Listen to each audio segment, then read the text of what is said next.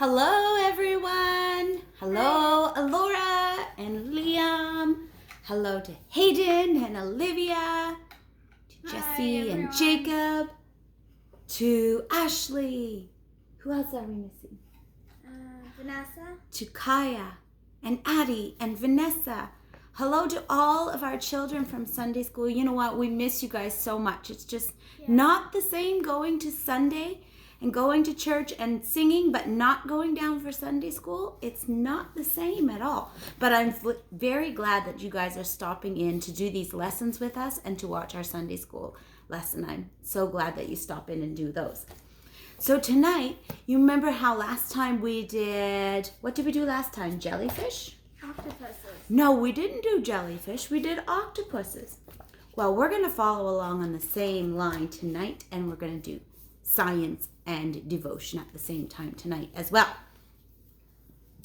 Tonight, what we're going to talk about is this. Isn't this a beauty? Look at this. It's called a lionfish, and sometimes a devilfish. I wonder why they call it that. Any guesses? Isn't it beautiful? What do you think? Would you like to see one like that up close? Look at all those stripes. Look at all these spikes. They're also called zebrafish. Yeah, it's very cool. They're also called zebi. Zebrafish, yes, and they're called firefish. They have lots of different names. And we'll find out why they have some of those names here in a few minutes. So, we have a few different verses to read. We're going to read about Adam and Eve. So we're going to the very beginning of our Bible. We're going to go to Genesis, and we're going to read some in chapter 2 and some in chapter 3. So we're going to bounce around a little bit. It won't be one solid reading. We'll kind of bounce around some. So our first part of our reading is going to be Genesis chapter 2 and verse number 8. And it says, "And the Lord planted a garden eastward in Eden, and there he put the man who he had formed." And do we remember who the man that God had formed's name was? Adam. Adam. And what did he form that man out of? Do you remember? Dust. The dust, right. So he planted him in the garden. "And out of the ground God made grow every tree that is pleasant to the sight and good for food. And the tree of life was also in the midst of the garden, and the tree of the knowledge of good and evil." So that was verse 8 and 9. Now we're going to go down to verse 15. "And the Lord took man, and he put him into the Garden of Eden to dress it and to keep it." So he was going to take care of all the things in the garden. "And the Lord commanded the man, saying, Of every tree in the garden you may eat freely, but of the tree of the knowledge of good and evil you shall not eat it. For in the day that thou eatest thereof, thou shalt surely die." We don't want to touch that one. So now we're going to Genesis chapter 3 and start reading at verse 1. "Now the serpent," do you know what a serpent is? What's a serpent? Snake. A snake. "He was more subtle than any beast of the field which the Lord had made. He said unto the woman, Hath God said not to eat of every tree in the garden?" Did he say that? No. No. "And the woman said to the serpent, We may eat of the fruit of the trees of the garden, but the fruit of the tree which is in the midst of the garden, God said, You shall not eat it, neither shall you touch it, unless you die. And the serpent said to the woman, No, you shall not surely die. For God knows on the day that you eat of it, your eyes will be opened, and you will be like gods, and you will know good and evil.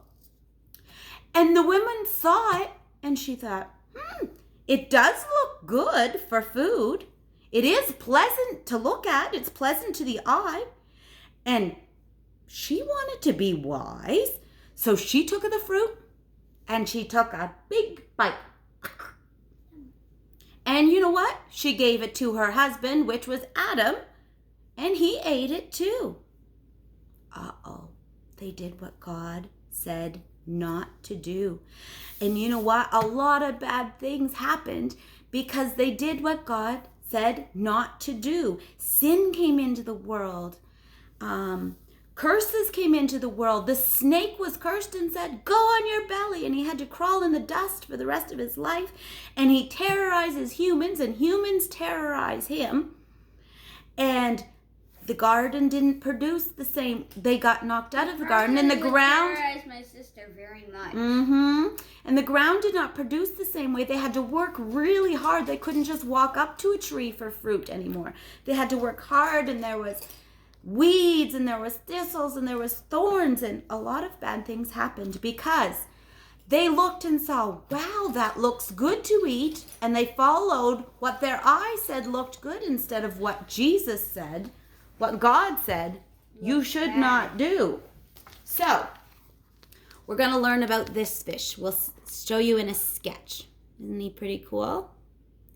Notice all of his spines. He's really cool looking. Where's Slade drew one. I'll show you the one Slade drew. See that guy? He's very spiny. And Skylar's in the process now. Can I show them yours? It's not finished yet. See the one Skylar's doing? It's not finished yet, but she's working at it. While we do our lesson, she's working away at it. That's why my head's down. If later, after we're done, if you want to draw a lionfish, you go right ahead. I'll show you it again at the end so you can get a picture in your head. This is a beautiful fish. It has shades of gold and reddish brown. Here's another picture on the back. See, gold and reddish brown. This is called many names. It's called a lionfish, a devilfish, a firefish, a zebrafish. This lionfish looks almost angelic. Look how gorgeous it is. It is so beautiful. But its outward beauty is very deceptive. The stripes on its lacy fins, see all the stripes? Those are nature's warning signs. It's warning other animals, beware. And other animals know just by looking at it with those stripes, beware. But us humans, we don't pay attention to stuff like that as well as we should sometimes. Can you believe this stunningly gorgeous fish is one of the most poisonous creatures in the entire sea? Each one of these spines, there's 18 of them, and each one has a poison gland on it in a long groove. See, there's a long groove? There's a poison gland in that groove. And these spines, when something brushes up against it or comes too close to it, it pokes in and leaves painful wounds on whatever comes next to it. So if a fish comes up... If it's not something that it's just coral or something, it would leave a wound. Yeah, it would leave a wound. So if a fish comes up next to it and thinks it's going to eat it, and those stick in it, those wounds will disable the fish so that it cannot come and eat this angelfish. If it decides it looks nice. Angelfish. Not angelfish, lionfish. It disables the fish. And you know what? The poison of this little fish can even be fatal to humans. That fish and all of its poison glands, that can be fatal to a human. Which means deadly. Which means deadly, yes. And So, deadly means destructive, which destructive means a lot of things. a lot of things. We read the story of Adam and Eve in Genesis. We read in chapter 2 and 3. God gave Adam and Eve everything they needed. There was nothing that they needed in the Garden of Eden. Can you imagine? Everything you need is provided. You needed something to eat. You didn't have to wait around. You could just walk up to a tree and grab whatever and have a snack. You didn't have to go to the store. In our apple tree, yeah. Yeah, it's a walk little up to our sour tree, though. Yank. God warned them. You can eat of the fruit. Blah, blah, blah. You can eat of the fruit of the tree, except, there was only one rule, except the tree that has the knowledge of good and evil. And if you do eat of that tree, what is going to happen to you? You're You're going to You die. will surely die. Why do you think Eve wanted to eat of this fruit? So Because she can be wise. so she could be wise, and because it looked what? Yum. It looked good. She went by her eye and what she seen instead of what God said. God said, don't eat it. Eve looked and thought, well, it looks fine. Have you ever thought, wow, that looks good, but you knew that God said, don't touch it. That's like sometimes us moms do to you children. There's a really nice shiny knife laying on the cupboard, but we say, don't touch that. And you think, but why? It's so pretty. It's sparkling in the sun. It's so awesome. And you reach up and grab the knife and you're playing with it and you cut yourself.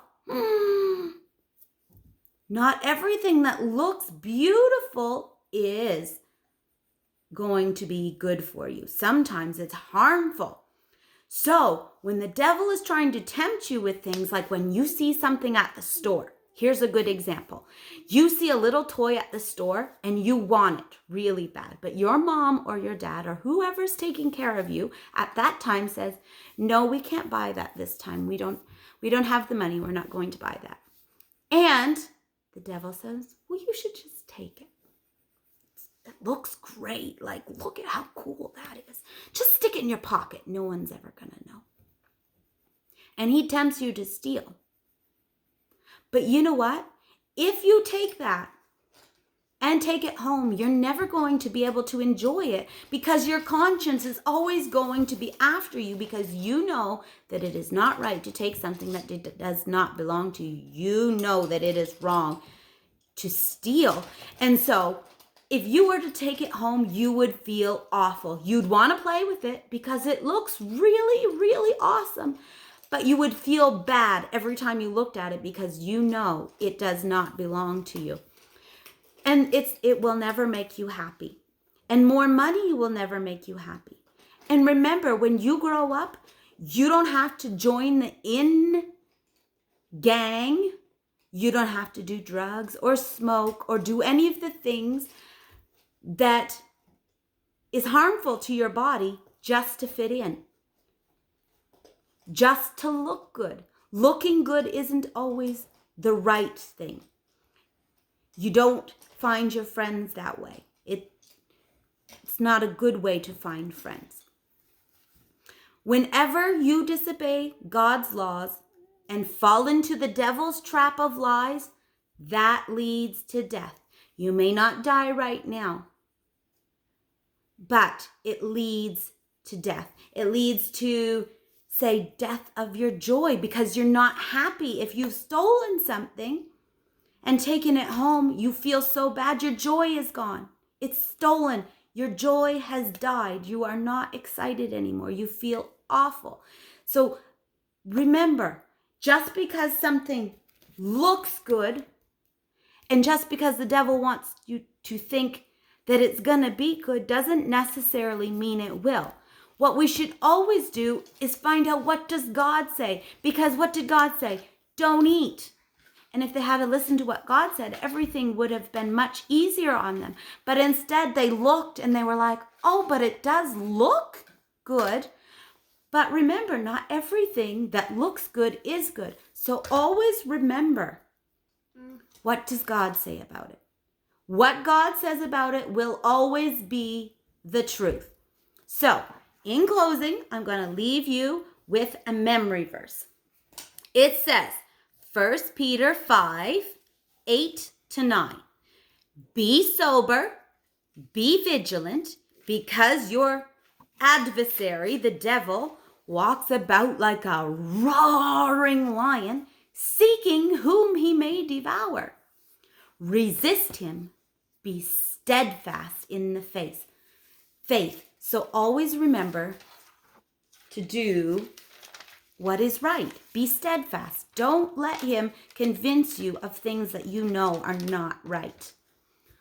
See that? That's Skylar's line of fish.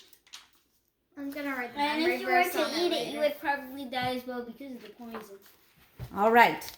So now we're going to take a minute to pray and ask God to help us to be wise and to make good, wise choices and not just go by what we see. Pray with us for just a minute. Jesus, we love you. God, we thank you for this day, for each one, Jesus, that's popping in to listen. God, I pray that you would help us, God. Help us to be wise in our decisions, Jesus. Help us to consult with you, Jesus, and to search your word and find out what you say about the things that we are doing. God, I pray that you would go into the houses of each of these children, God. Would you become real in their lives, God? Become their best friend, their confidant, God. Be the one that's with them every moment of every day, Jesus. Watch over the parents that are watching as well, God. Let your presence be real in every house, Jesus. Through this time of struggle, God, you have not changed. You are always real, God. You are always faithful. You are always there for us. God, I pray, watch over each one tonight, Jesus, and allow your protecting hand to be upon us, God. Allow your hedge to be about us, keeping out the darts that the enemy throws our way, Jesus. Again, I pray that you would help us to remember to make wise choices, not to be deceived by what our eye says, but to know what the truth is, God, and to follow the truth. I worship you tonight, and I thank you. In Jesus' name, Amen. I thank you all again for stopping by. I hope you enjoyed our lesson on the lionfish, devilfish, firefish, whatever you want to call it. Fish And here again There's Is a better the fish. picture on the back. is a good picture. And here is a sketch, in case it's easier for you to see it from a sketch. And if you want, you can get your parent to pause it on the sketch so you have something to go off of if you want to sketch it out. Thanks again for watching, and we'll see you on Thursday night. See ya. Goodbye. Bye.